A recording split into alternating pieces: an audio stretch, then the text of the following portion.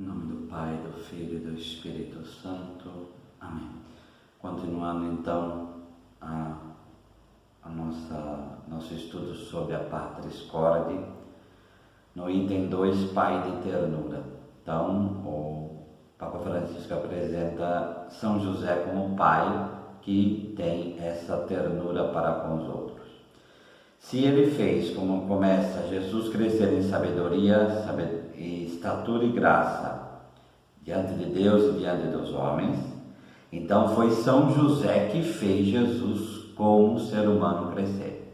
Então é São José como pai, obviamente Maria como mãe, que faz o menino Jesus crescer. E o crescimento humano também comporta esta dimensão chamada ternura, que é o que caracteriza o ser humano.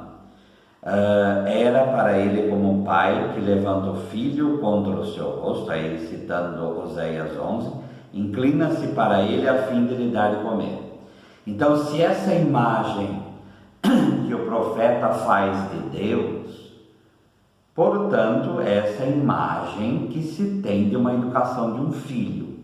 Então, um pai que levanta o filho, traz ele para o rosto e verdadeiramente inclina e lhe dá de comer, quer dizer, cuida do físico, cuida do emocional, cuida e dá segurança. Então, muitas vezes os problemas que se tem hoje é essa falta de segurança da voz da autoridade que é o pai, mas uma segurança que é dada com ternura, e aí se perde isso, então vem um processo de ansiedade sem fim. Mas a gente poderia pensar assim: mas como que eu poderia saber com meu pai no tempo de Jesus? Então, a palavra de Oséias 11 deixa claro como seria um pai verdadeiro, segundo a Sagrada Escritura. Jesus viu a ternura de Deus em José. Como um pai compadece de seus filhos, assim o Senhor se compadece dos que o temem, né? Então, quem ensinou Jesus a ter ternura pelos pecadores, pelas pessoas, foi São José. Porque se ele não tivesse, então a gente, mas Jesus é Deus, mas Jesus é homem também. Então, nessa humanidade de Jesus está a ternura, e essa ternura foi formada por São José.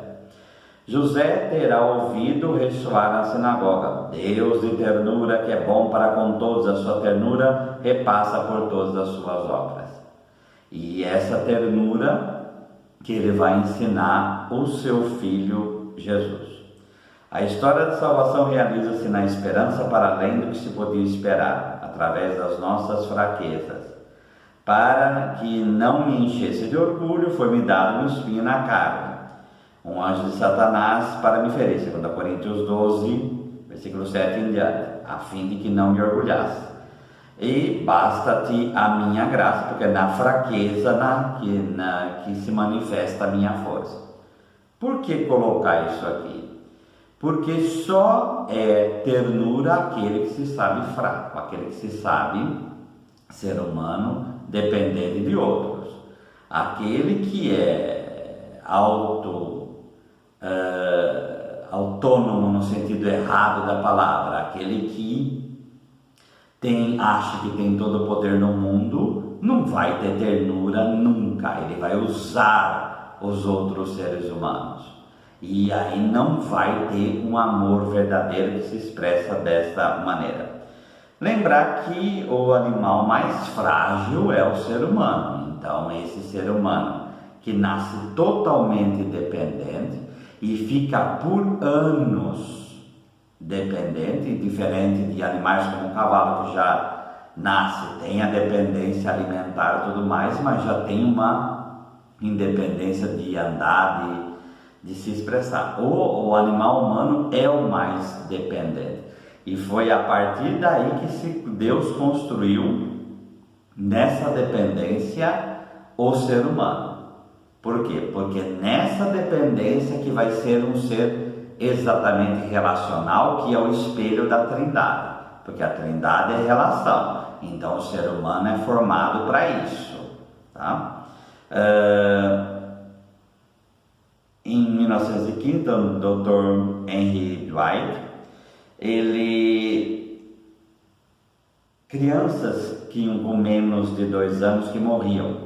Então, a característica do final do século XIX com o início do século XX é que havia uma certa princípios psicológicos de que a criança deveria ser colocada num quarto à parte, sem ter relacionamento com os pais, e aí há perspectivas de que a geração da Segunda Guerra foi formada nesse sentido, e por isso a insensibilidade toda com relação ao ser humano.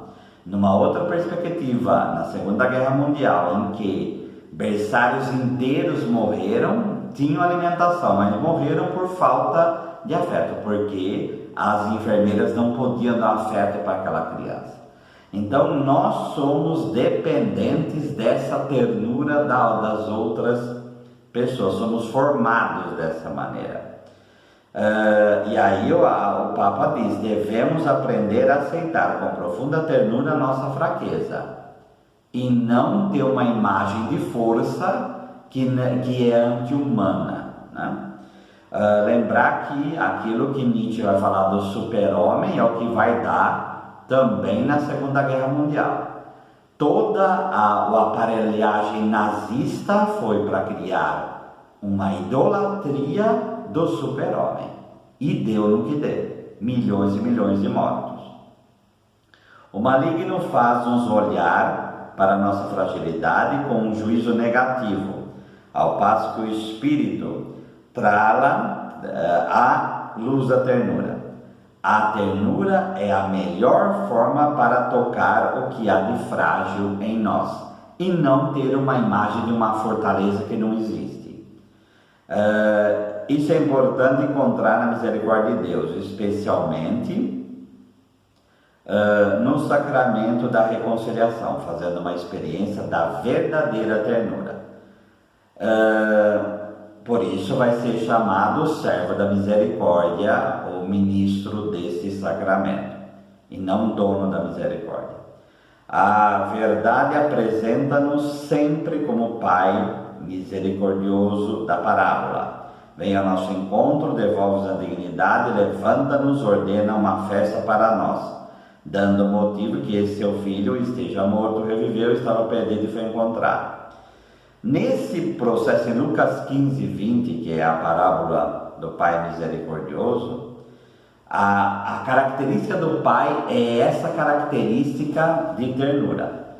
Viu, então o olhar é o primeiro processo da ternura, encheu-se de compaixão, aquela coisa interna, lançou-se-lhe ao pescoço e beijou. Esse beijou é catafileo. Filo em grego é amigo, amizade, tem o verbo e tudo mais, mas também é beijo. E o kata tá aí, por isso a tradução da nossa liturgia cobriu de beijos por causa disso. Kata tem sentido como católico de universal, de pegar o todo, tá? Por isso beijar várias vezes, uma da tradução também seria essa. Também Jesus acolhe a ternura, com ternura, a pecadora, em Lucas 7, 37 e 38, que enxugava com os próprios cabelos e beijava-lhes os pés e ungia com um unguento. Então, essa ternura também é característica de Jesus, ele não rejeita a ternura da pecadora. Inclinando-se ele sobre o peito de Jesus, disse-lhe: Senhor, quem é? Então, Jesus também acolhe o discípulo que vem até ele. E aí, inclinando-se sobre o peito de Jesus, quer dizer, essa abertura. Quem ensinou Jesus a ser desse jeito? São José. Então, essa humana ternura de Jesus foi o seu pai que o ensinou a ser desse jeito, porque Jesus tem uma ternura masculina e essa ternura ele aprendeu de São José. A vontade de Deus e assim termina o item, a sua história, o seu projeto passam também através da angústia de José. Assim ele ensina-nos que ter fé em Deus inclui também acreditar que ele, pode intervir, inclusive através dos nossos irmãos, das nossas fragilidades e da nossa fraqueza. A ternura ajuda a acolher essa fraqueza, mas também ajuda a acolher a fraqueza do outro. Ensina-nos que, no meio da tempestade da vida, não devemos ter medo de deixar que a Deus o timão da nossa barca. Por vezes queremos controlar tudo, que é essa visão do poder total que caracteriza a Segunda Guerra, a ideologia nazista. Mas o olhar dele vê sempre mais longe. Então, o Deus Todo-Poderoso é o Deus que ama com ternura. Então, peçamos que São José rogue por nós e nos dê a característica dessa ternura que ele ensinou ao menino Jesus. O Senhor nos abençoe, nos livre de todo mal e nos conduz à vida eterna.